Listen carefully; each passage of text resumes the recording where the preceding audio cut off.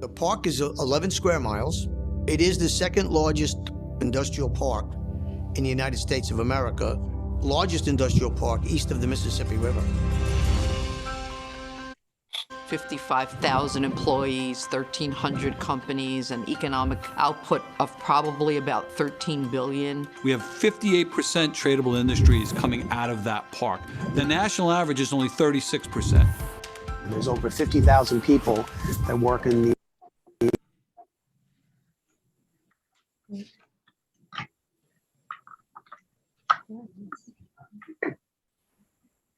industrial park, and we have tremendous exposure with customers that are looking for our services.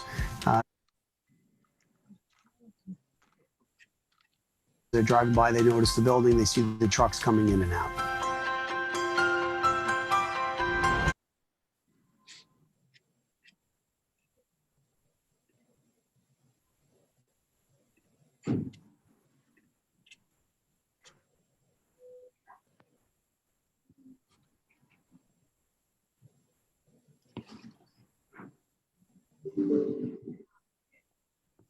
Okay.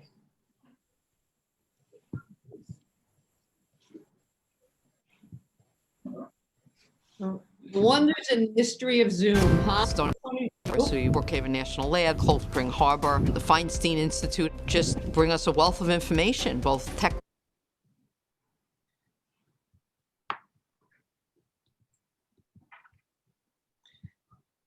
So Tony Joy, why don't you go to your opening? That'd be great. No problem. Yeah, I was just waiting to see if maybe it came up, but no problem. So good morning, everyone.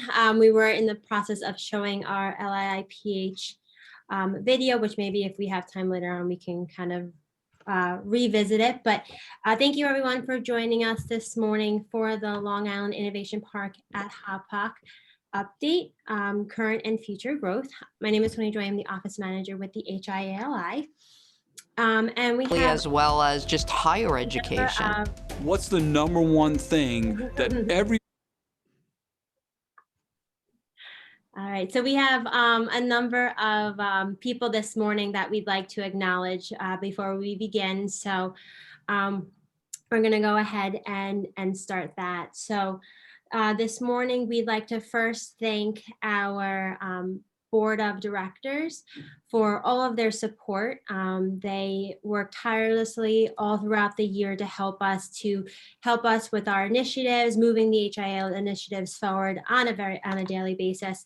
And their just time, commitment, and dedication is truly appreciated. So we just want to thank all of them, some of them that we have on this morning's program, as well as speakers. So thank you to all of our board of directors.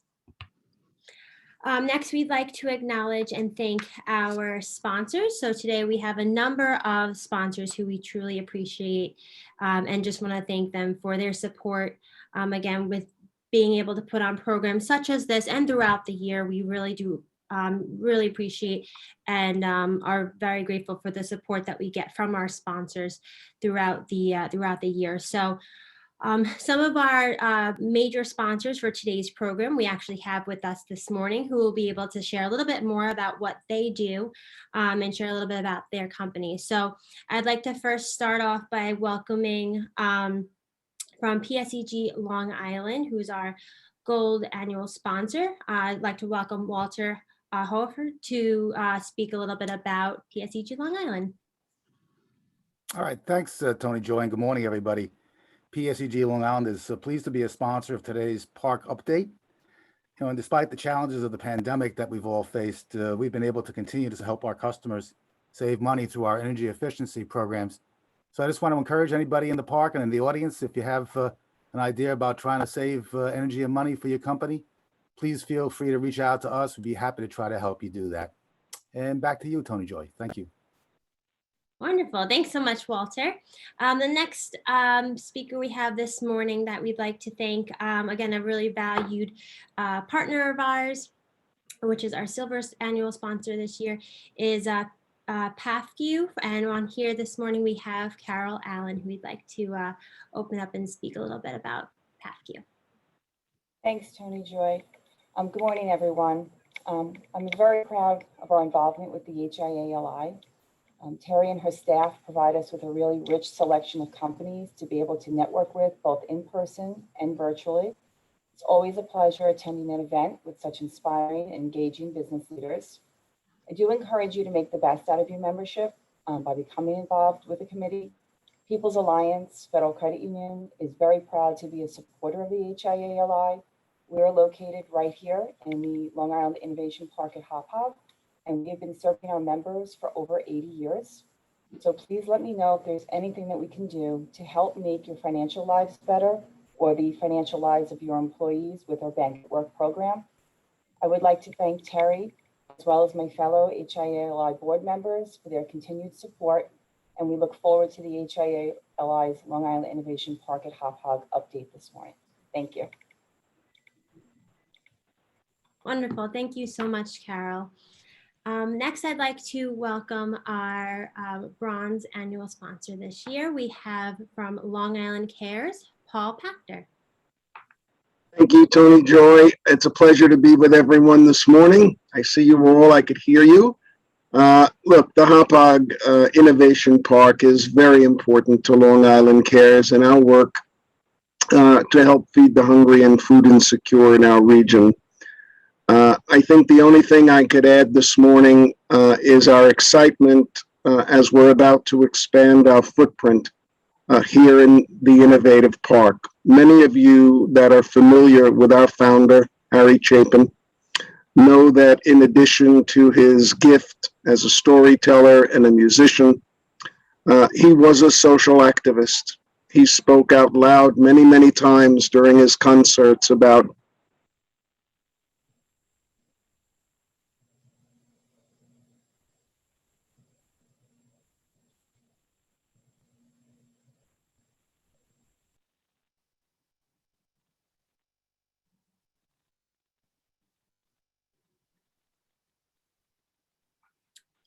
I think we have a things like social for community engagement.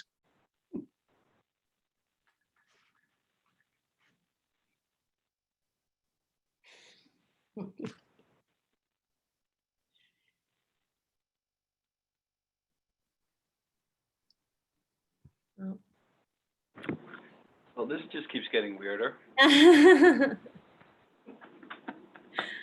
Just when you think, right? You know what? I'm pinging Paul now. So Tony Joy, why don't you go to the next person? No I problem. don't know those that we can't hear him. So the wonders of Zoom. I know. The Oh. All right, so we'll go ahead and I just want to welcome our next major sponsor for today's program, who is from Citron Cooperman, and we have Michael Sabatini on this morning. So I want to pass it over to Michael. Thank you, and good morning, everybody. It's great to be here virtually with everybody, and certainly look forward to being together in the future in person. So I'd like to thank HIA-LI for the great work they've done in the park, the great work they've done for all of us here in Long Island in the last year, in particular in the pandemic, and really keeping us all connected with these great events. So, thank you certainly to them.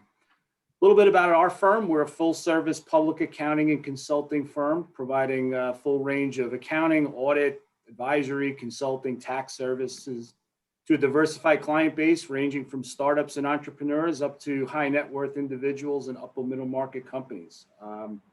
We are a top 25 CPA firm, founded in New York City in 1979. And as of today, we have over 17 offices in primarily the Northeast, Mid-Atlantic, and West Coast. I run our Long Island practice in Melville, where we have about 45 partners and staff. And we really work closely since our inception with business owners, bringing, not only doing core compliance work, but really bringing our best-in-class advice and really helping business owners to focus on what counts. And so on behalf of my colleagues who are here with me this morning and who hopefully you got to network with earlier, we look forward to meeting more of you, learning more about your business and how we can help you focus on what counts.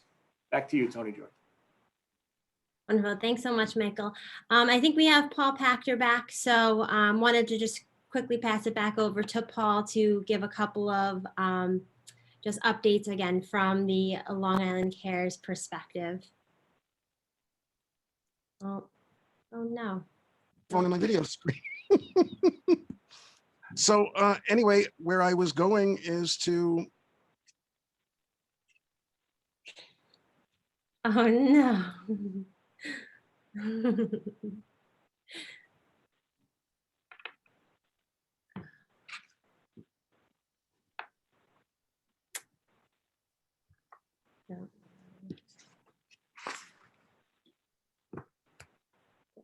Okay, maybe we'll catch him at the end. He's frozen right now. No problem. Frozen in time. Yes. All right. Well, hopefully again we can get let back. the cat out of the bag on our new venue. Okay.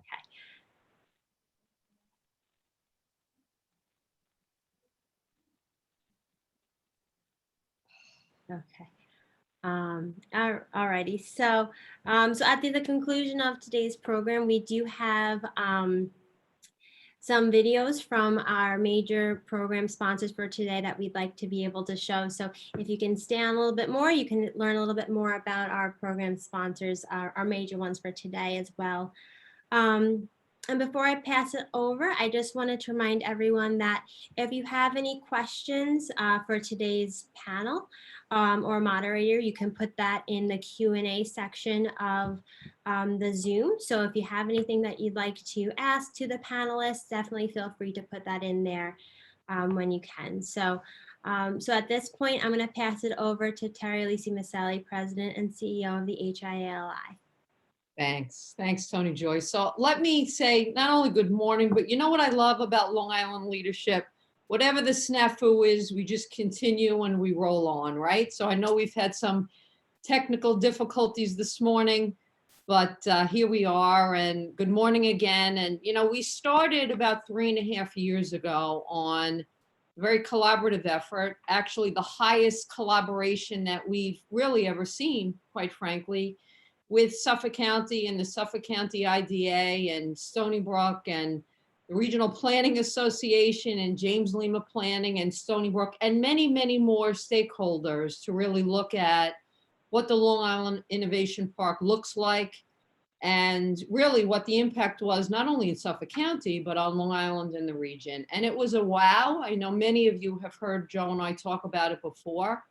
You know, 55,000 employees, obviously largest in the Northeast, only second behind Silicon Valley, 14 billion in economic output, and it goes on and on and on and on. And the important piece about that, and the thing that we're most proud of, is what we've been able to accomplish, not only thus far, but the plans we have for the future. And that would not happen. And let me give you a quick example. So as we live through COVID, you know, we just use the park as a template, if you will, or a prototype, if you will, to push things out in terms of critical information. And I want to thank, you're going to hear from him in a minute, obviously, Suffolk County Executive Steve Ballone, because he and his staff, and particularly Natalie Wright, Lisa Black, Rosalie, who I know is on, and obviously Kelly Murphy, who has a special place in my heart, from the Suffolk IDA, really have been with us every single step of this way. So thank you, County Executive, in understanding the importance. So with the Health and Safety Initiative, and just recently a vaccination distribution initiative that allowed us to get 1,800 shots out, right, to employers. I mean, that's big stuff. That's big stuff. So thank you for that. Thank you to Joe Campolo. He leads this Long Island Innovation Park at Hauppauge task force. They just plowed through COVID, quite frankly, and just continued on with many of the things that we were doing in the park that you'll hear about this morning. We're excited about it. For those of you who are on that are in the park and occupants, we're here really for you, looking at additional resources that you'll see come down the pike. For those of you who want to do business in the park, as this park grows and sustains itself, there is an opportunity to do big business. So there's something for everybody. So I'm going to turn it over to Joe Campolo. Joe? Great, thanks, Terry. Good morning, everyone. So, let's talk about progress, right? Because this is something, like Terry said, we started to think about 3.5 years ago, and where have we gotten? And right now, the Innovation Park Task Force, which is comprised of myself, Terry, fellow HIA board members, Commissioner Natalie Wright, Kelly Murphy from the IDA, Supervisor Carpenter, Supervisor Wareham, Councilman Lohman, and I think there's a representative from Stony Brook University. We meet on a quarterly basis to discuss the progress being made, and it is an amazing bipartisan collaborative effort that is focused solely on how to maintain, sustain, and grow the economic development coming out of the park. And so I will introduce the county executive in a minute, but I do want to thank the county, the town of Smithtown, the town of Islip, and everybody for really just understanding how important this is, and just working together and rolling up your sleeves. These folks are all on the calls. They're not staffing it out. They're all on the calls, rolling up their sleeves, doing the hard work to make sure that we're continuing to keep Long Island as one of the greatest places to work and live in this country. You know, they say that you don't learn anything useful in college. And when I was a student in Stony Brook 30 years ago, and I have just a couple of quick slides that'll take about 30 seconds. If somebody could pop up the PowerPoint. One of the classes I took had an urban planning component to it. Go to the next slide, please. And it was a book called Edge City by Joel Garreau. And what he was writing about, he's a Washington Post journalist, what he was writing about was the wave of redevelopment going on in the United States, where suburbs were no longer sustainable models, and this is 30 years ago, and instead they were going to become what they call edge cities, much different than inner cities, but places where people could work, play, and grow. Next slide, please. And I dug this book out of my memory. I was like, wait a minute, I remember reading about it, right? And it's what's an edge city. So I went and got the book, and I took a look at it, and it's really fascinating because it's exactly what we're going through on Long Island here, and you know, it's creation of a new world. It really is a creation of a new world and a creation of a new planning concept. They're usually located close to highways, major transportation. Next slide, please. Specialized, right? They have businesses, entertainment, residences, shopping centers, so people can live, work, and shop without traveling too far. Next slide, please.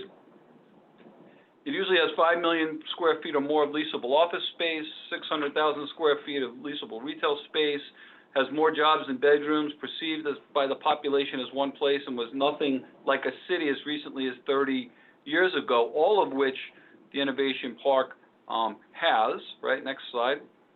And 30 years ago, they identified on Long Island 4 edge cities: Great Neck Lake Success Area, Mitchell Field Garden City Area, Route 110, Melville, and Hauppauge. And it's amazing that here we are 30 years later, and I'm involved in a task force that's looking at how to take the second largest industrial park in the country and really make it into one of the leading edge cities here. So just really really cool stuff. And you can go to the end, Jen. I can take the slides off. Just really cool stuff. Well, look, I've learned so much. I've learned so much over these last 3.5 years working with all the folks on this call, and but it doesn't stop there, right? And one of the things we're going to talk about is I'm sitting here right now in my office looking at Islip MacArthur Airport, and Vets Highway's got a whole bunch of orange cones all over it with infrastructure going on, and we're going to hear from Supervisor Carpenter about how this is all coming together here at Islip as well.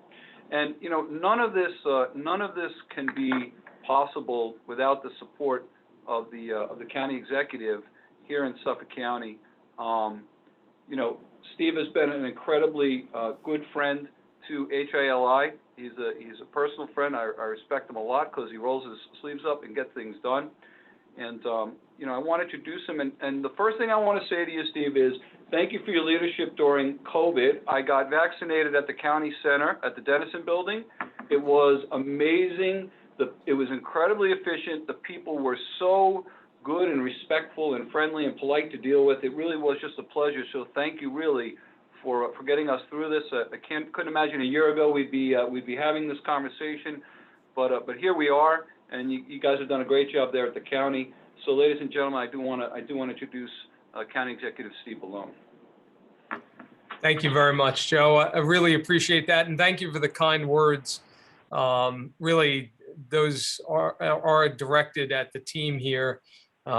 Supervisor Carpenter knows it well. We were on calls together every day for months during a period of time during the pandemic, which we are still in. But people like Lisa Black, Terry that you mentioned, and also Amy Keys, and the people on this call who, right from the start, Rosalie Drago, the Commissioner of Labor, we stood up a business recovery unit immediately because we recognized that the pandemic was not just a health crisis, it was an economic crisis as well as a fiscal crisis. So she did an amazing job. Natalie Wright, Kelly Murphy from the IDA, I want to thank the entire team. But I'm glad you got vaccinated, Joe. I have to say, I did learn a little bit in college. I went to Queens College, which we at the time liked to call the Harvard of the CUNY system. So I picked up a couple of things while I was there. But I want to thank you for your leadership of this organization as chair of the board and now as head of the task force. You've done incredible work. I want to thank Terry. You are amazing. It is and has been always a pleasure to work with you. Thank you for your incredible leadership the entire time I've been here and beyond. You have been doing amazing things. And it's easy to be a friend of this organization. If you care about the future of Long Island, then you care about the future of the HIA and Innovation Park, because they are inextricably linked. And certainly the analysis that was completed underscored just how true that statement is. I want to just give a quick update on where we are with the pandemic. I want to thank the HIA for working together. You really were at the forefront in the beginning. You were the first ones out there saying, we want to be involved in educating our members, getting the information out to our members, and then when an opportunity arose to do vaccination. So we were very happy to be able to work together on that. But we are, as of yesterday, for the first time since before the second wave began back in the fall, we were below 2% in the positivity rate. So we were at 1.95%. Actually, when I got my daily report, they had rounded it up to 2%. I made them send it back and return it at 1.95% because that's significant.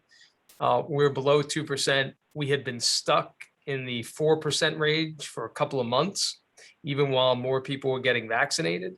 So the fact that the numbers, we've moved off that plateau, the numbers are going down. We're back to being in the ones again, where we haven't been since last October. All a very positive sign that we are emerging from the pandemic after what has been a devastating year, more than a year now, 13 months, 14 months. We are recovering, and I am very confident that we are going to be coming out of this pandemic in a position to get better and stronger and build a brighter future for this region. And again, I think the HIA is at the center of that, and we've been proud to work together with you, the plans that you have for Innovation Park, and to support those plans in a real way through infrastructure investments. You know, we know how important infrastructure is to being able to grow the economy and to create jobs, not just the construction jobs it creates, but the economic growth that results from the investments in infrastructure. And we're actually seeing a very positive sign about investments at the federal level in infrastructure, which is a very good thing. I know Supervisor Carpenter and I both over the last couple of decades has been talk about investing in infrastructure in a big way at the federal level, and it's just never seemed to come to pass. But it appears that we are likely to see that happen this time. That is a very good thing for the region. But we've been doing it. The town of Islip, I know, we've been doing it in Suffolk County, investing in infrastructure, and investing in the Innovation Park is one of the best investments that we can make. And so that $80 million project, which is nearing completion, I know we have that one additional section we need to complete. We are determined to make that happen. And now some of the planning that has come out of the studies that the town of Smithtown has acted upon that would create that would implement an overlay district with mixed use development, part of the 21st century reimagining of HIA, of the Innovation Park. We are working with our sewer firm. We're working with them to make sure that the flows are going to be sufficient to address the needs of that future for Innovation Park. So we're working on that. We'll continue to work closely with HIA. But this is really about the future of our region. And there are real opportunities here. And I know, again, I want to point Supervisor Carpenter is somebody who has been very focused on how we build a better future in this region. And I would point to specifically her work at MacArthur Airport, Long Island's regional airport, that is owned and operated by the town of Islip. You know, that airport has been undergoing a resurgence, and you know, we've certainly tried to do our part to support the efforts of the supervisor there. But that airport is absolutely critical to the region's future. A region of 3 million people, Nassau and Suffolk County, nearly 3 million people, is one of the largest regions anywhere in the country. It's larger than many states in the country. So any great region needs a great regional airport. So I want to thank the supervisor for her work and her partnership on so many different levels. But I wanted to talk about another project that is a long-term project. But long-term projects don't happen unless you start planning for them. And this one is potentially transformative for the entire North Atlantic region. But I would say none more so than Long Island for its potential to help us grow the economy in the coming decades and really create a 21st century innovation economy that we're all trying to get to, and that the Innovation Park is at the forefront of. And so, Terry, I don't know if you have that slide available, if we could throw that up. So the project I'm talking about is the North Atlantic Rail Project, and it is a high-speed rail project. Now, we know that all across the world, nations have been building high-speed rail. They've been building a 21st century transportation infrastructure. China, for instance, has been effectively eating our lunch when it comes to building out that kind of infrastructure. You've got nations all over the world that now have invested in high-speed rail, and even Kazakhstan is planning high-speed rail. Now that's where Borat is from.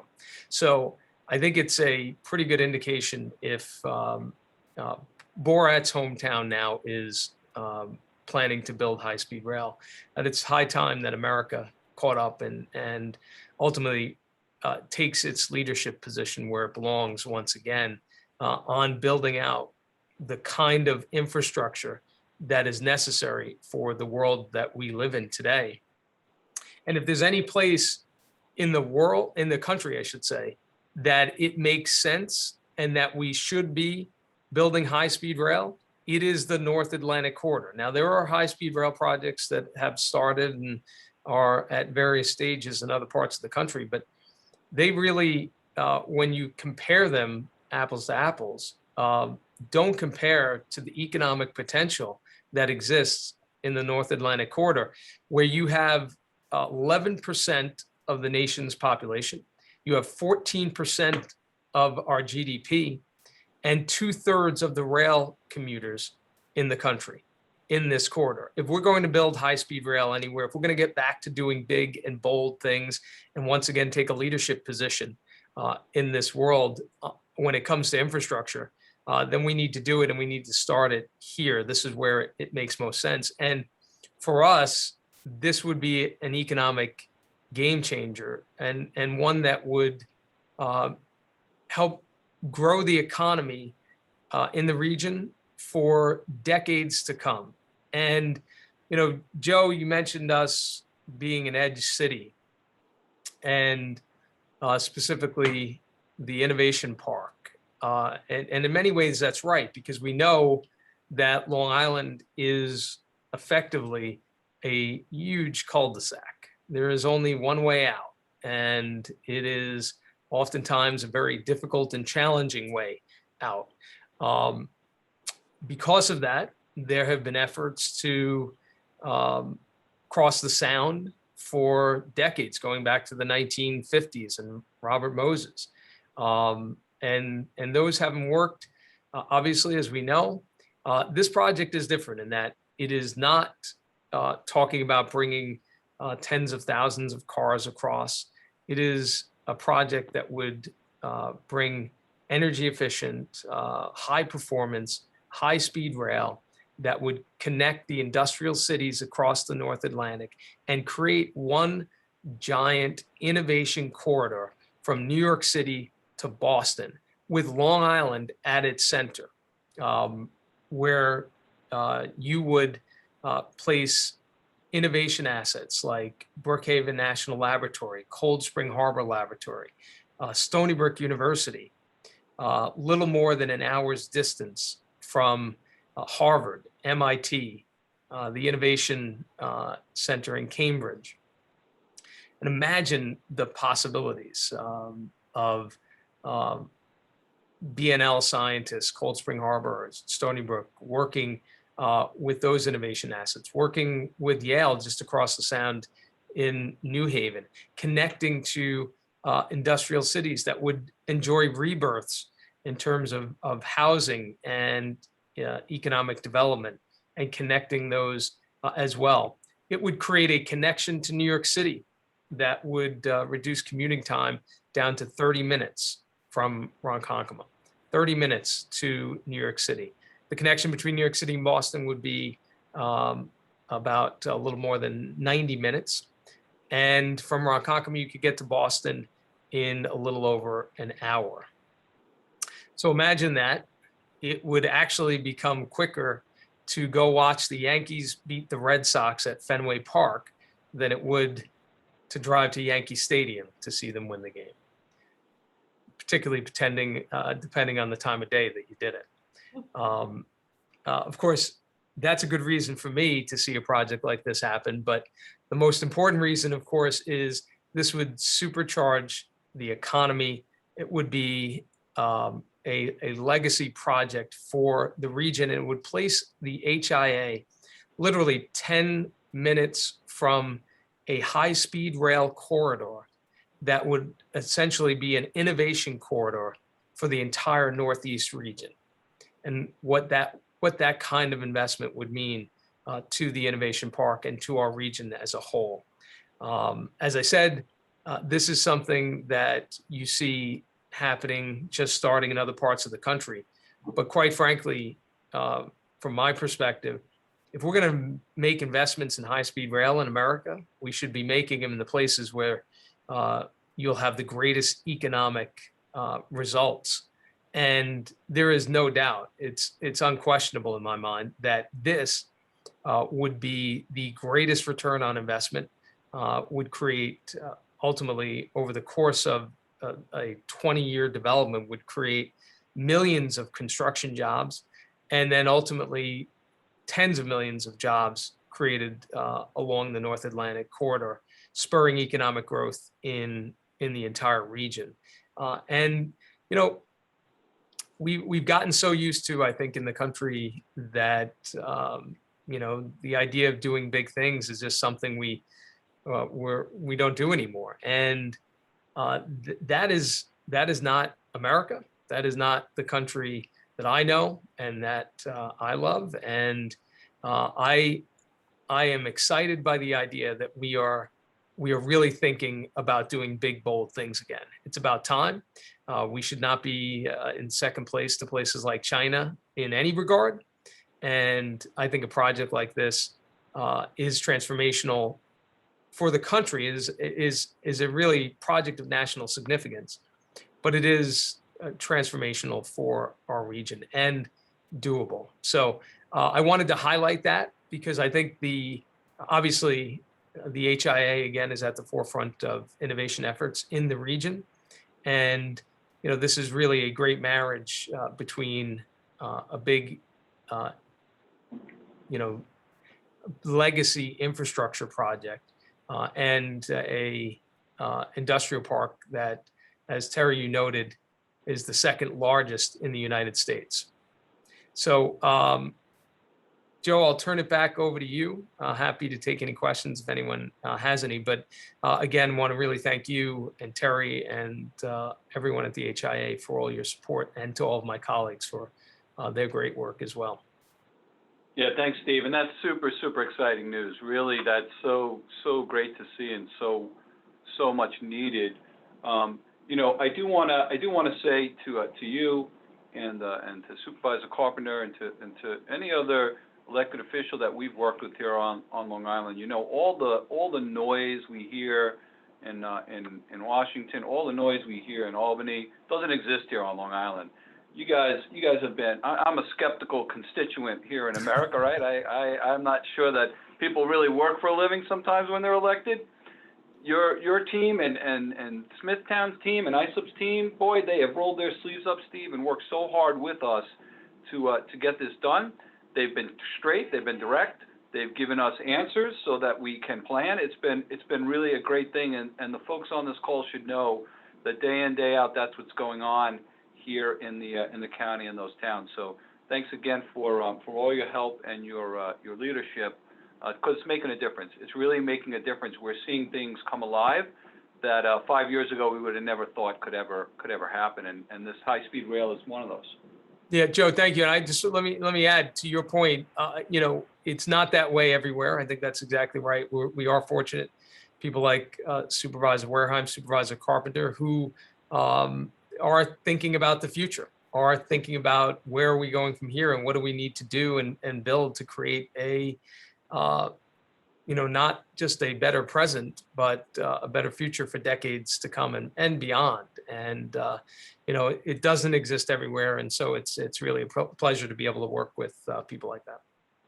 Great. Thanks, Steve. Thanks for your time. Thank you. How busy you are, and we appreciate it. Yep.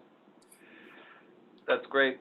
So we'll move on to the other part of our program with our distinguished panel here. We are proud to have Supervisor Angie Carpenter join us. Peter Hans, who's the Director of Planning from the town of Smithtown, and James Limo, who's the author of what we affectionately call the Limo Report here in HIA-ville. Angie, I want to start with you because I said in sort of my opening remarks, I'm in my office is in that ugly green building that's right at the entrance to the airport, right? And we've been here for 10 years. And this concept of an edge city, so you have the innovation park, and now I'm down here and I'm watching it all start to come alive with the airport, and then you got the Ronkonkoma hub, and then you got the foreign trade zone, and you got all this space here. So talk a little bit about what is going on at the airport and all this sort of infrastructure that you guys are doing here, because it's really, I think as Steve said, having this airport here is super important to our economy, to our quality of living, and it seems like a lot's going on. So talk about that a little bit. You're on mute.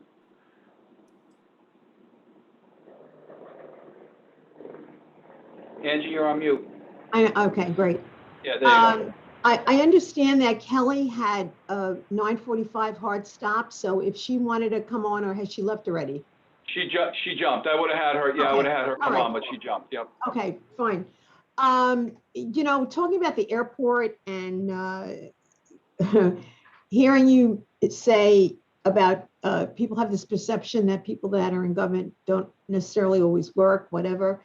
But I have to tell you, I consciously made the decision to come be the supervisor. It wasn't like, oh, I think I'm going to run for that office, because there was a vacancy and they reached out and asked if I would consider coming. So I left a position as the county treasurer to come here because I felt so strongly. I mean, first of all, it's my town, obviously.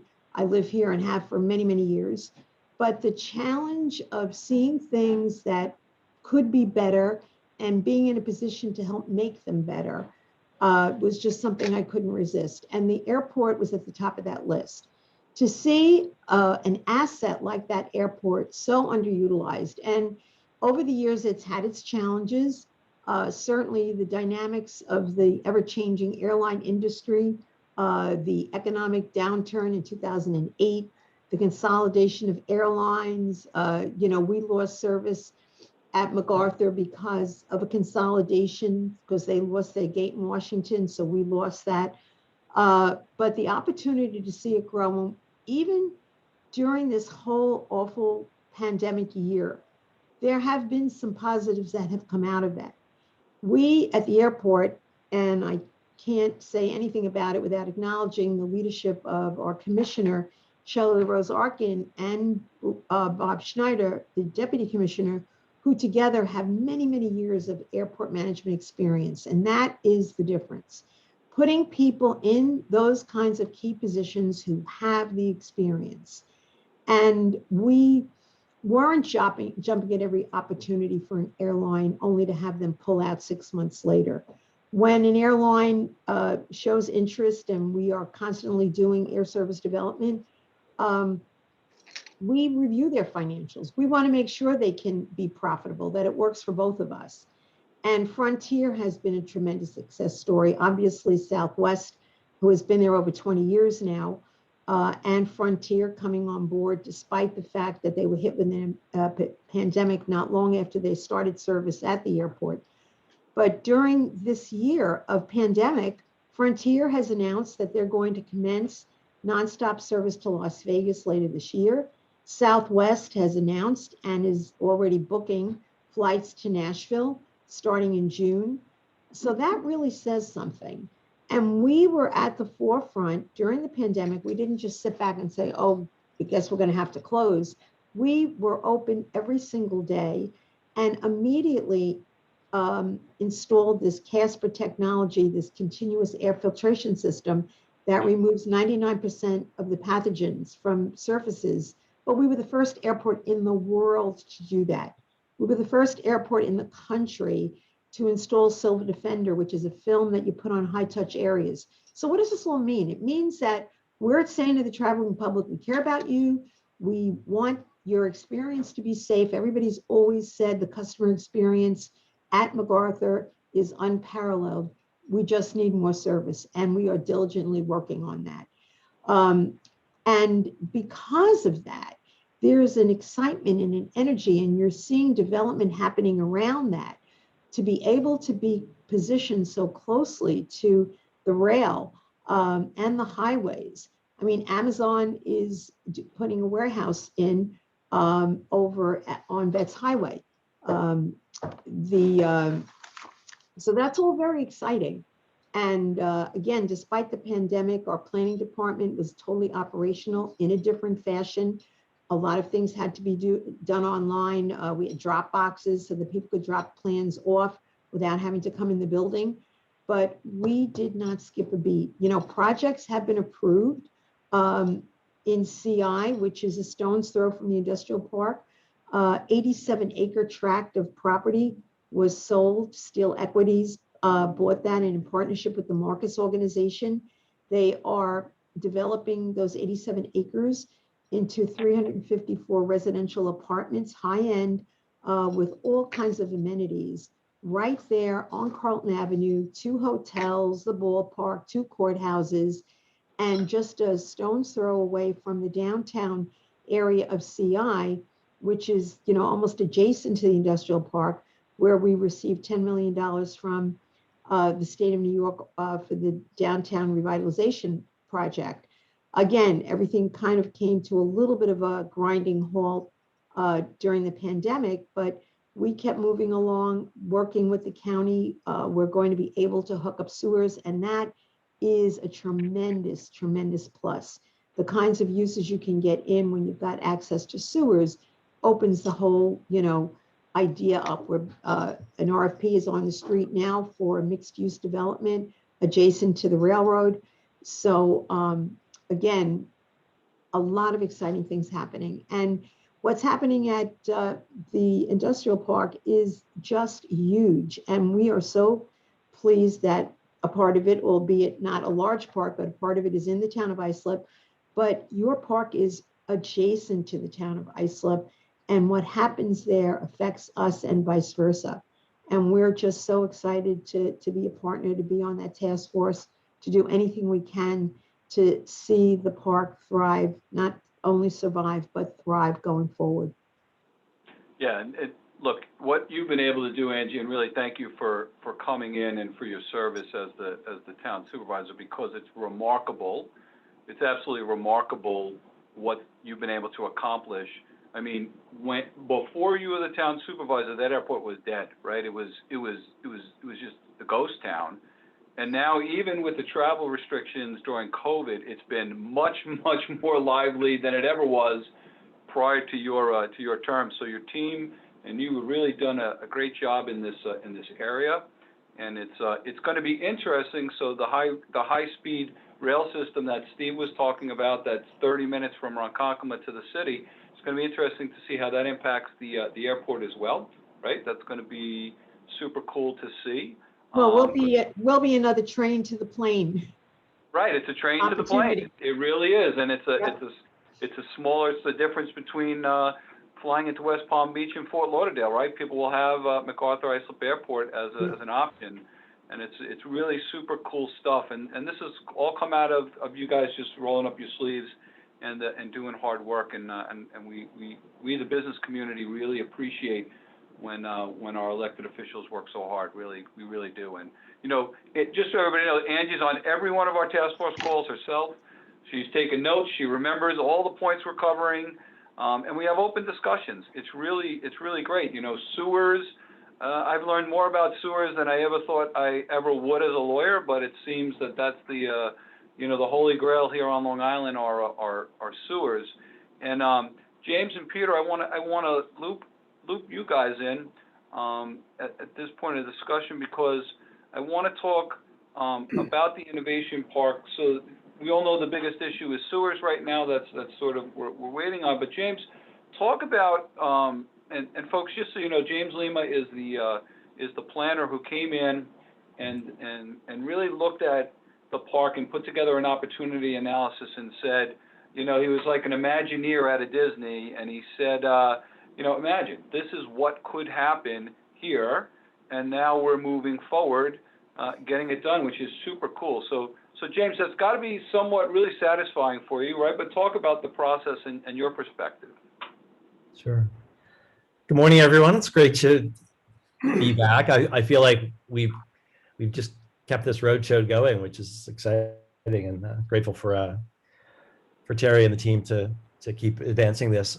Just a quick recap. So our report in 2019 had 5 high-level economic development strategies to facilitate business growth, to attract and retain knowledge workers, to strengthen training and workforce development, promote innovation and technology transfer, and connect businesses, government, and institutions better to one another. And then it looked at 9 clusters for Long Island to focus on expanding what was really a deficit, which is the tradable sectors where we make things and export things to outside markets as opposed to local services. Long Island has 77% of its workers in local services. So we've got to get that number up. As Joe mentioned, the park itself significantly outperforms that at 58% or more. But 9 key sectors, so aerospace, biopharma, business services, construction, distribution, education, financial services, food processing, IT, and equipment. And then it's worth looking at, the American Rescue Plan and the American Jobs Plan as currently proposed are very well aligned with all the things that we've been saying, and I'll get to that in a second. But when you think about the fact that it's focused on broadband and digital infrastructure, energy and environment, housing, human services and community facilities, transportation infrastructure, small business, manufacturing and supply chain, R&D and technologies of the future, and workforce development. It's like an unprecedented amount of capital flowing, through our economy, and it's an enormous opportunity. So we looked at a couple of specific areas, right? But before I get that, let me just mention the White House issued a report card state by state, and it identified the greatest areas of need. And so for New York State, it said, the infrastructure suffers from systemic lack of investment around roads and bridges, public transportation, energy, resilient infrastructure, housing, manufacturing, drinking water, veterans health, clean energy jobs, broadband and manufacturing. So again, all of the things that we've identified are so well aligned. We said there were two things that could be transformative. One, create an innovation hub within the park to attract more talent and investment. So identify opportunities to build physical and social infrastructure that fosters a sense of community, exchange of ideas. So a place to do a black box theater recording center for a TED Talk, to have a career fair, to have a beer hall and coffee bar, the kind of industry social meetup spaces that you see at the Cambridge Innovation Center, or even at in these other innovation districts around the country. And the other is, as one of the biggest job hubs in the whole region and the biggest on Long Island, you need better connectivity and accessibility. A transit desert can be an opportunity desert. So how do we invest in transit infrastructure as well as other mobility improvements for the park to make the park more accessible to more people? I think those are key areas to make some broader structural improvements that can really tap into the flow of capital in ways that will build on the work that you've been doing in the time since we've issued our reports. Yeah, it's great, and really it's been so unbelievably educational. You literally introduced the concept of tradable sectors here on Long Island, which was something we had never been talking about before, and now I feel like it's something that everybody's talking about, and that's been an incredible paradigm shift as we look at not every job, not every good, not every service is created equal, right? And that balance of tradable industries and tradable sectors is so important to a robust economy. So, well, and one thing we see throughout the country is places that have national labs, which have extraordinary amounts of federal money for R&D. There's a seeming inability to create the commercialization of technological innovation happening behind these gates, so that local job creation and innovation is spurring entrepreneurship and more small, medium, and larger size companies.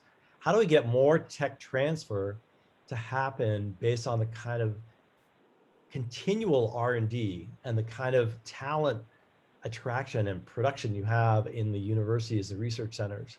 You are a talent machine. Every year you're pumping out all of these graduates from all of these world-class institutions. How do we get more of them to stay? Because there are good paying jobs that are about more tech transfer and innovation. Yeah.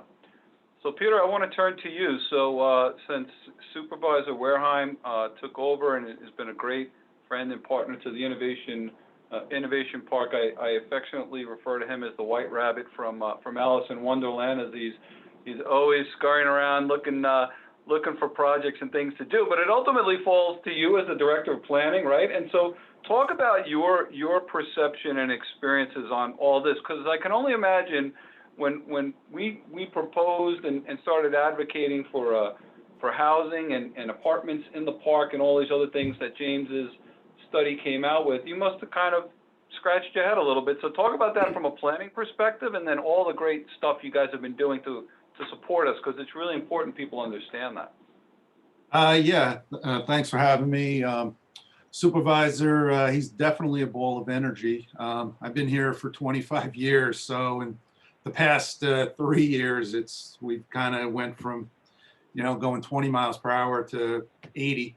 But anyway, yeah, he hears a good idea. He wants to run with it. So in 2018, the very first thing, I mean, he just took over in January of 2018, and he said, we're doing the master plan. The master plan hasn't been done here since 1960, and he says, we need a new one. So, and in the same time, James Lima, with his report, had a lot of great ideas, and rather than wait until our master plan is complete, which we anticipate by the end of this year, he's been taking ideas out of it and saying, we've got to run with this. One of them was the mixed use ordinance, and improving infrastructure in the industrial park. So there's a lot of things, if there's an opportunity, the current town board and the supervisor, they just want to run with it. Angie had mentioned the sewers. That's a big thing, not just for our industrial park, but for our downtowns. We're trying to do that in Kings Park, Smithtown, and St. James. Kings Park, we hope to have running start construction this time next year. St. James, we don't have a plant, but the pipes are in the ground. The industrial park, about 80% is complete, or almost everything east of Moreland Drive. Spoke to Suffolk County DPW last week, and they're hoping to finalize a pump station at the NARDA site and have that under construction about this time next year, with completion by 2025. That's important, as everybody knows, and we've heard it several times today. Without sewers, it's really hard to develop. So yeah, it's been Peter, interesting. let's just talk a little bit about sewers, right? So we get on these panels and a lot of panels, and people say, well, we need sewers, but talk about why. Talk about why and what that entails, and why it's so unique and challenging here on Long Island, because I don't think people really understand how critical sewers are and how difficult they are to plan for sometimes. All right, just as an example, in most of our downtown businesses, people look at Smithtown, they say, why can't we have more restaurants and bars? A lot of buildings, they're all in cesspools in our downtown. And Suffolk County Health Department regulations, they have different requirements for different uses. So if you have a dry retail store, there's very little wastewater going into a cesspool. Whereas if you have a restaurant or a medical office, the sanitary flow requirements are much higher. So you have let's say a closed down retail store on Main Street, and you want to convert it to a bar or a restaurant, something like that. The first thing you do is you go to the health department, and the health department says your property's too small and it can't support the sanitary waste for that building. We have something called the transfer of development rights, where you can buy a piece of property and sterilize it. However, it's only going to give you double density, which generally isn't enough. So there's a real outcry in our 3 downtowns to get sewers in. Not only does it allow you to get more wet uses or uses that are in higher demand, but it also allows you to put other amenities, apartments on second floors of buildings. So right now we're very restricted as to what we can and can't do in our downtowns. The same thing applies for the industrial park. The areas that are not yet sewered, if you have a major warehouse building, again, a warehouse is a very dry use. There's not a lot of wastewater going into the ground, as opposed to an office building or an R&D lab or a pharmaceutical company. So the western portion of the industrial park, let's say like where Liberty Moving is, I mean, that's a very dry use. It's a large warehouse space, and there's not a lot of water going into the ground. But if you wanted to convert that building, let's say to an office or a pharmaceutical company, you'd probably have a lot of difficulty if it's not on a sewer because of the wastewater generation. Yeah, it's super. It's really important. And Peter, I want to thank you because you've always been such a good support system. This is kind of the second time we've done these overlays in the park, and you and the town of Smithtown have been great. So, Supervisor Carpenter, you've been very active in the Long Island community for your entire career. Here we are coming out of the pandemic. What do you see as very positives going on right now, and what do you see as the biggest challenges here on Long Island we have right now? Well, yes, thank God we are coming out of it. And thank you for recognizing the county and its efforts with the vaccinations.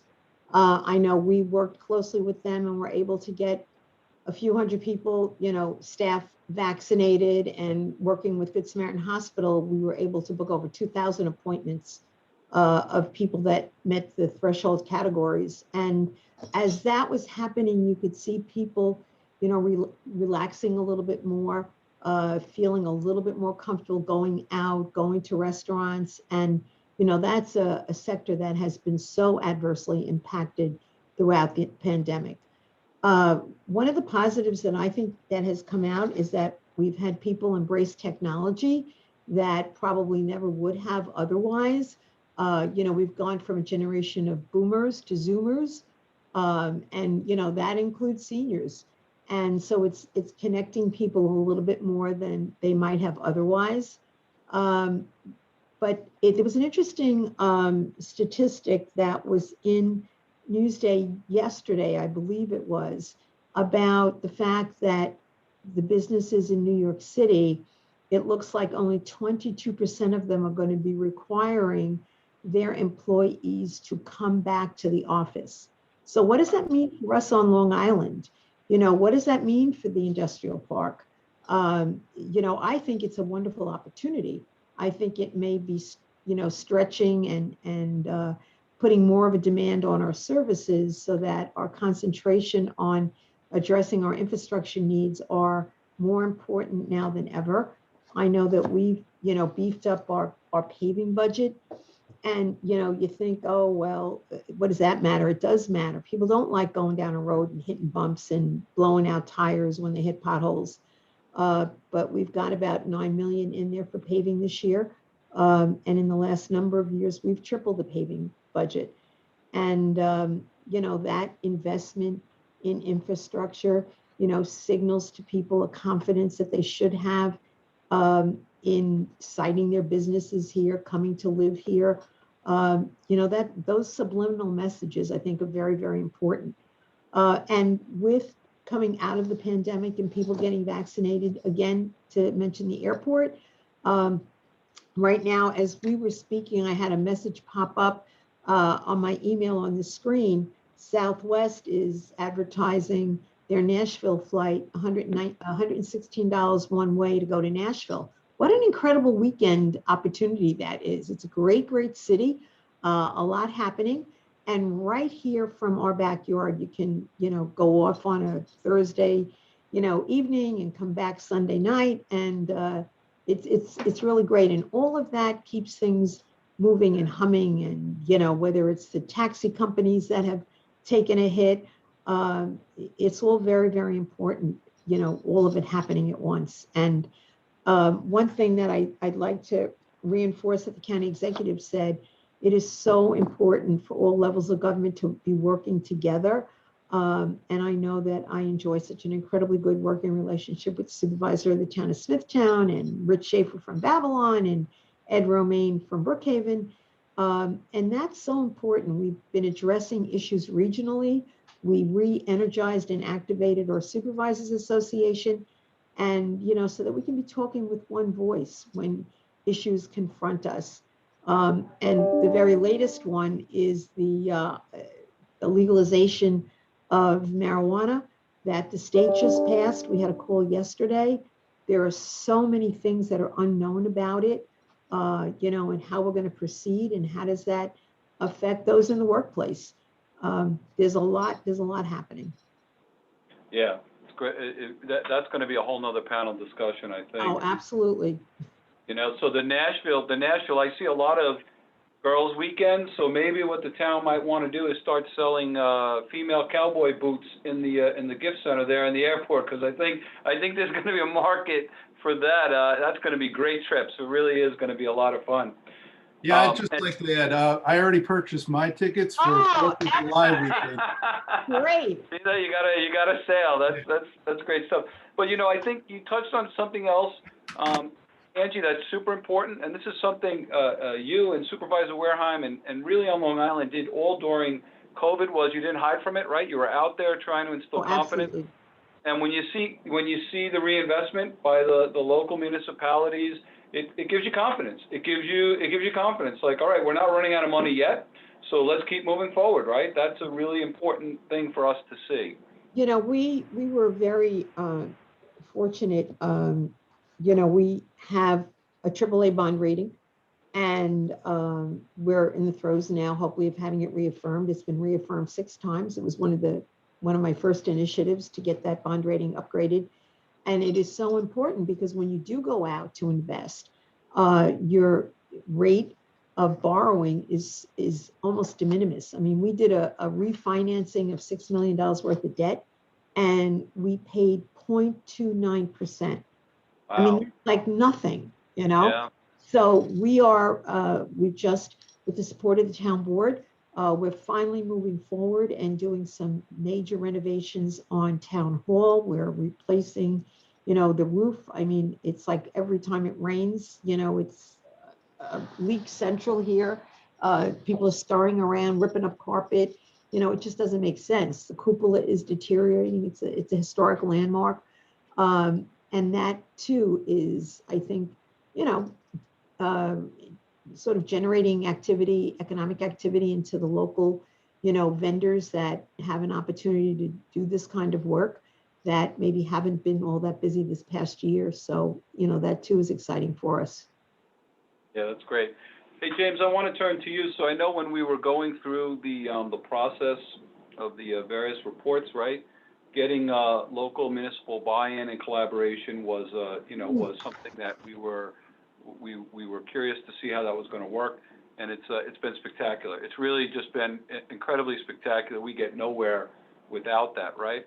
And you know, I want the folks looking at us right now to understand how lucky we were to get you to work on this project, right? Little old Suffolk County here. You've worked on some tremendously huge and cool projects. You're very well known.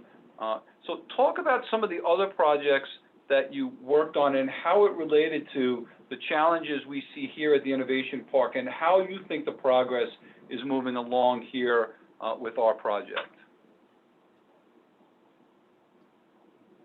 Very kind, Joe. The challenges are similar and really amplified now with this convening technology we have in so many ways. If place and our experience of place was important before for where we would choose to work and decide with our families where we wanted to live, it's even more important now because we actually don't have to live near where we work. So it's an enormous opportunity. I think it's a great opportunity for Long Island, which has always struggled with, you know, the mediocre commute options for getting into the central business district, you know, in New York City. So I think now we can still be connected to and plugged into those job opportunities, but we don't actually have to be there. So that's great. We have worked on projects for some of the big tech companies in Silicon Valley where, you know, they would speak about a misery index where the commutational times because of regional traffic were just choking. And so it was really important to think about more housing choices at all different price points, but also different housing types close to the job centers. Again, that was at that time. I think that is still true, particularly for a manufacturing hub where you don't have the option of being remote. And so I think the work that's been done, and you know, may have hit a hiccup here and there, but I think longer term, like focusing as the entire island leadership has of really taking better advantage of its commuter rail network, its transportation network, and finding transit-oriented development opportunities to create more options for young professionals, for empty nesters, for others for whom having a single family house in a more suburban environment is not necessarily what they're looking for. So like diversifying that product has been great. It's also exactly what the vast capital markets is looking for. As an asset class, high quality, amenity rich rental apartments is a very attractive investment opportunity. And so I think Long Island's very well positioned and has been taking advantage of that. So I think those are important. But again, the quality of work life experience and our desire as human beings to connect is not going to change. And so I don't know about you, but I am tired of being on Zoom.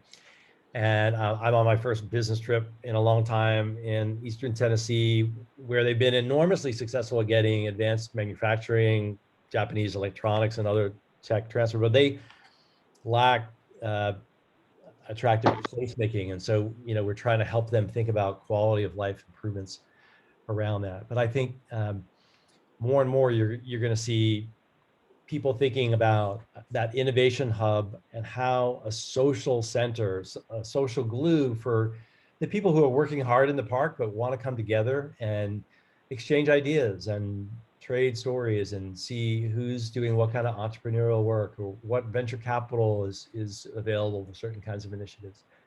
There isn't that kind of social glue in the park. And we've talked about, how important that could be to tie in for job training and career events and industry specific convening. Yeah, and I share, first of all, Angie, I love, we went from boomers to zoomers. I'm going to use that because I think it's great, and I am all zoomed out. Did you have something you wanted to add to that, Angie? I just wanted to, pick up on what James was saying and all of the exciting, things that are happening and the changing needs of the population. People just aren't wanting the big house any longer. There is a need for high-end rental and keeping people here on Long Island so that they're not feeling compelled to relocate to the Carolinas or Florida. But that brings a whole other challenge, and that is to educate the public onto why this is so important. And just because we're, considering, putting residential in the middle of an industrial park doesn't mean we're going to be Queens or, Manhattan. People are afraid. So many of them moved out from the city for the quality of life that Long Island offered, and they are holding on to it for dear life in some instances. And I see that with projects that are just so right and so appropriate, and people come out, they just fear change.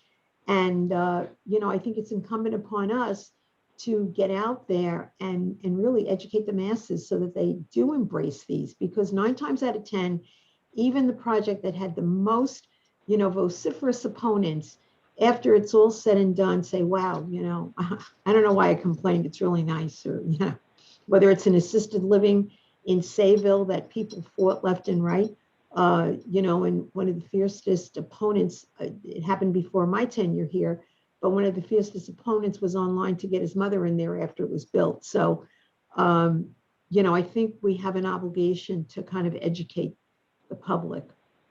Yeah, Because we can't raise taxes. We can't raise taxes. So the only way we're going to sustain ourselves is to have appropriate community supported development. So in order to get the community to support it, we've got to educate them. Yep, and that's a great point. And that's certainly at HIA-LI, Angie, that's what we're all about, is trying to get residents and business owners and educated and have them educate their people so we can all grow together. Peter, I want to turn to you, and I sort of opened up with this epiphany, of studying Edge City and the transformation of suburbs into these edge cities, which is exactly what's going on here, on Long Island, and housing is an issue. So at our last Innovation Task Force meeting, we were talking about a Wall Street Journal article that was indicating what James was talking about, and that is in Silicon Valley, where it's high tech, right, and you don't have to physically be there.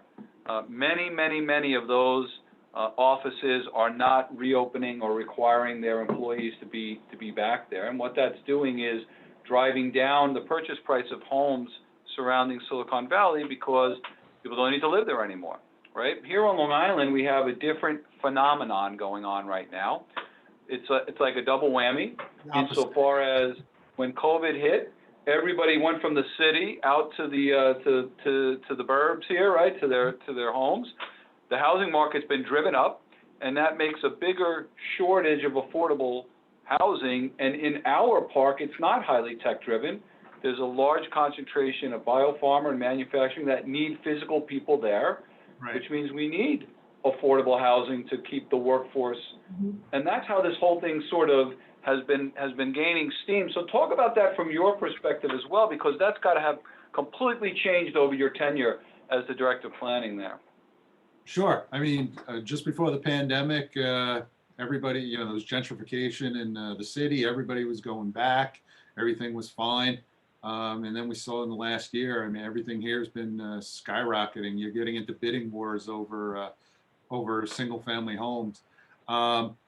There's only so much land we have. We can't create more land. We're in islands. We're probably about 96% developed here in Smithtown. So one of the things we can do is go up. But we adopted the mixed use ordinance last year. We have one application filed. It's been kind of inactive right now because they're trying to work out some issues possibly with the Suffolk County DPW and sanitary. We do have another developer that is interested in doing a project in the industrial park as well. Can't discuss too many specifics at this time, but it's not even just there. I mean, it's elsewhere in the town. Our downtowns, we're trying to promote the same thing. Multi-story apartments above stores, luxury condos. We've got a project that's underway in Wisconsin on Smithtown Boulevard. And again, what Angie said, practically every application we get, there's opposition to it. The town does reviews, environmental reviews. Everything, the numbers work out, and yet, everybody, they just don't trust the government, that we're wrong and it's not going to work. And at the same time, like Angie said, once it's done, you realize, okay, this isn't bad. This is something I can live next to. This isn't the end of the world. There was so much, it's completely different and off topic, but I mean, we had so much opposition a year and a half ago, right before the pandemic, for a BJ's that was being constructed in Comac. And it was replacing a Macy's that was closing down. And you would have thought we were, putting a nuclear facility there. And but anyway, it's under construction. We haven't really heard a peep since construction started. And then I think during the pandemic, everybody realized, oh, we need Costco and BJ's. That's where all the toilet paper is. So, we're trying to keep everything moving here. We haven't missed a beat. The town never closed down. We've been here every day, moving forward, trying to keep applications moving. We've actually taken advantage of a lot of the downturn, with the schools being closed and a lot of people being inside. We were able to do a lot of investment in infrastructure. St. James was completely rebuilt. Supervisor Wareheim, being a former parks director, he, that's his passion. He's renovated many parks in the past 3 years. In fact, today, that's one of the reasons he couldn't join is they're having a rededication of Flynn Memorial Park in Kings Park today. So again, like I said, we've been trying to really take care of infrastructure, and in the industrial park, all traffic signals are just about refurbished. In If you look along New Highway, they've done major improvements over there with sewer pipes, but also the traffic signals. There's no more loop detectors. Everything's above ground. They're more efficient. They don't wear out from the heavy truck traffic. The whole interior of the industrial park has been replaced as well. So. Yeah, that's great. James, I want to get you to weigh in on something. So one of the things we struggle with on Long Island, although I don't think it's only us, but it's a big issue, is, you know, the constituents here are impossible. They're just impossible. They don't want to develop, but they don't want to pay taxes, right? And what that has caused is stagnation for many, many decades here on Long Island, and really just an inability to plan correctly. But we find ourselves right now, and in all my time here on Long Island, you know, the cluster of towns that we have in Islip, Smithtown, Babylon, and Brookhaven, we have right now the 4 most experienced, qualified people ever to be in those seats. And thank God we do, right? Thank God we do, because they're all sort of past in their career really worrying about that, right? Because they know there's always going to be noise, and they just want to do what long-term is right for the region. And in these very high-profile projects that you've worked on, you must have encountered a lot of different, you know, a lot of different things that have gone on. And as we continue to migrate from suburb to ed city here on Long Island, sort of what's your perspective and advice dealing with that dilemma? It's a great question. I agree. Leadership is the most important thing, and having people who really understand the nuance of all this. The issues are so common across different communities. There's a fear of change, of course. And so making it clear that you can have economic growth and preservation of community character, those two things are not mutually exclusive, particularly in places where you have great transit infrastructure. So this next issue to focus on, which has been, you know, tackled on Long Island and needs to continue to be like hammered at, is higher density multifamily housing near trains has a significantly lower burden on municipal services and a lower fiscal impact. It's just a fact.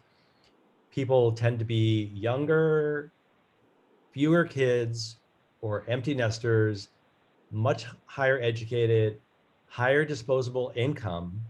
They're spending more in local community supporting small businesses, and they're less likely to generate the need for additional school seats.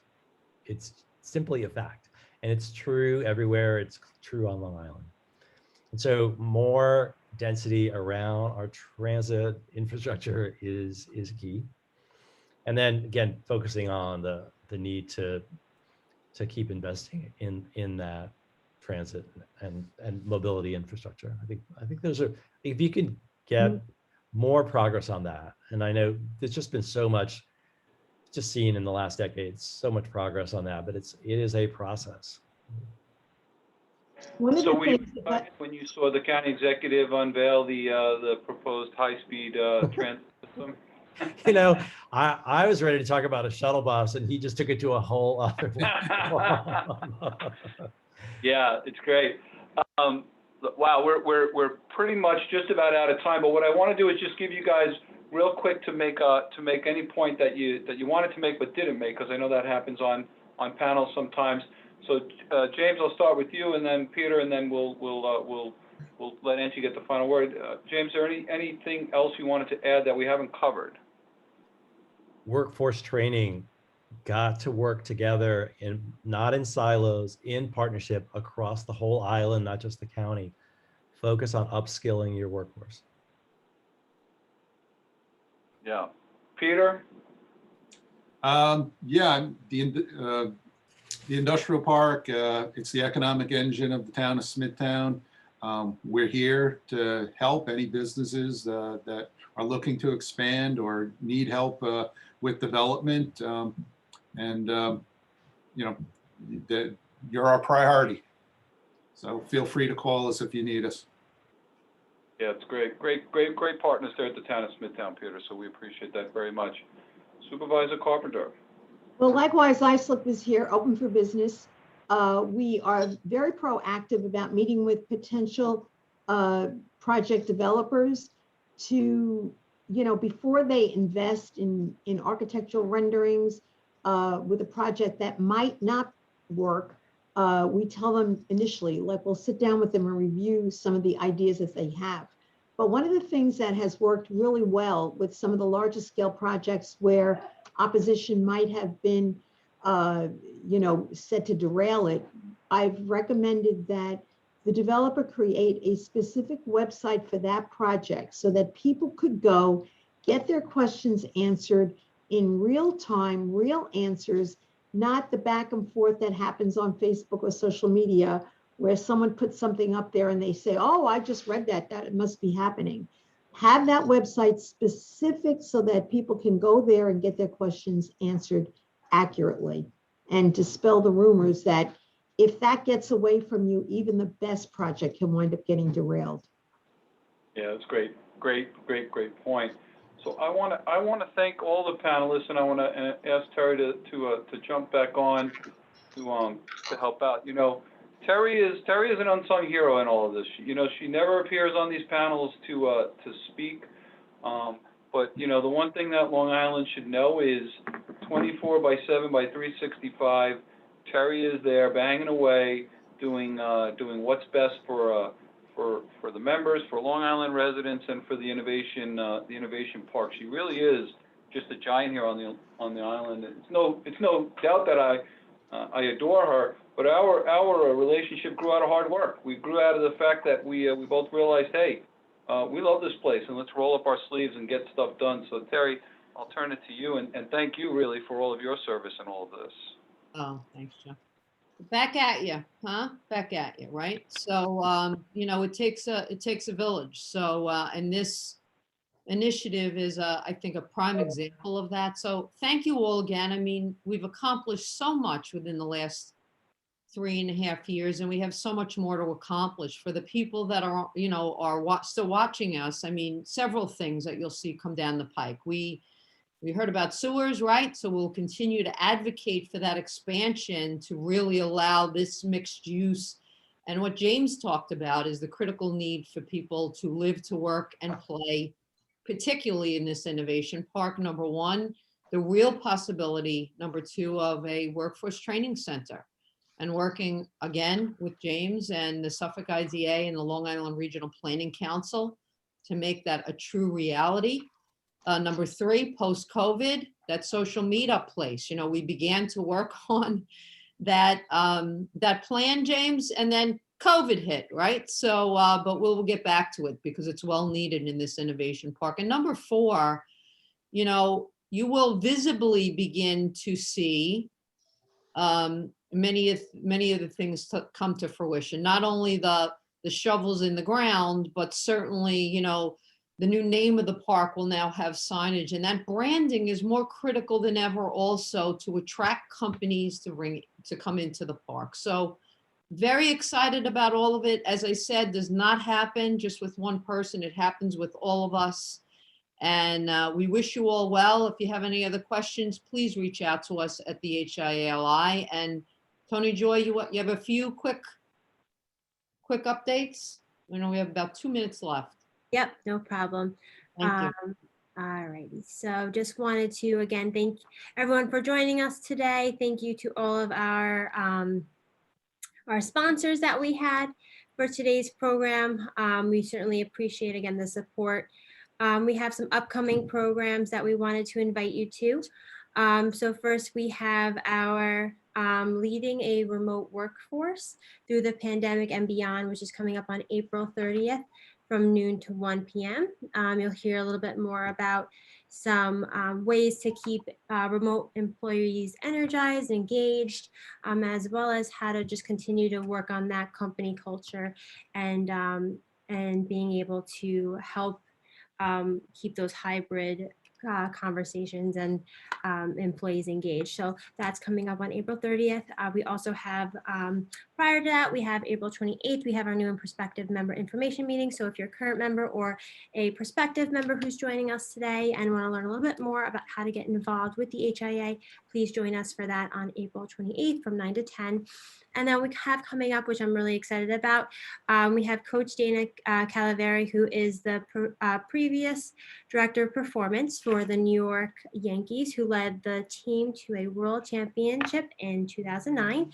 And he'll be talking about habits of a champion team. So learning a little bit more about how to make the most out of your team, making sure we're looking at how to develop team momentum and keeping everyone excited, engaged, energized, and things along those lines. So those are coming up very soon. So we invite you to join us.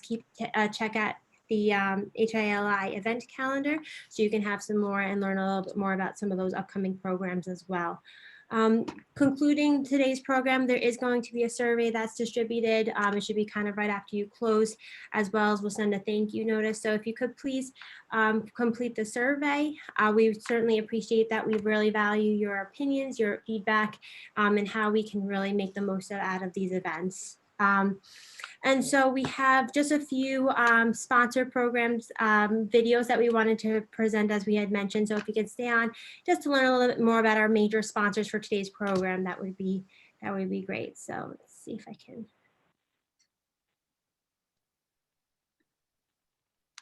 Times have changed, and everyone at People's Alliance Federal Credit Union is here to help you adjust.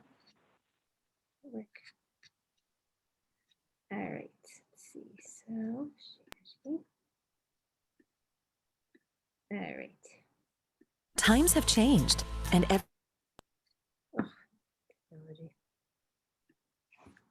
Times have changed, and everyone at People's Alliance Federal Credit Union is here to help you adjust to that change. No matter how big or small your problem may be, we can help you, your loved ones, and coworkers get back on their feet with all their financial needs. Contact us at www.pafcu.org. People's Alliance Federal Credit Union. We put people first, even in our name.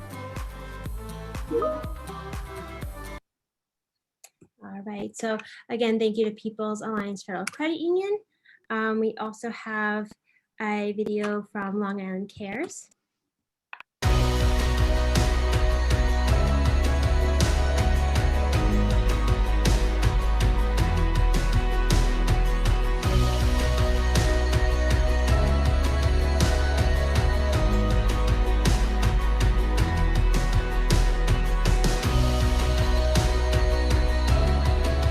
Hi, this is Paul Pachter, CEO of Long Island Cares. In the past 11 months, more than 220,000 Long Islanders have turned to Long Island Cares, the Harry Chapin Food Bank, for food assistance. They're our neighbors who have lost their jobs and primary source of income due to the COVID-19 pandemic. Our staff and volunteers at Long Island Cares have been able to help so many families and communities because of your generous support. Our work is far from over, and we're more determined than ever to help those in need of food to receive it. Because in good times and in bad times, Long Island cares. Wonderful. And we have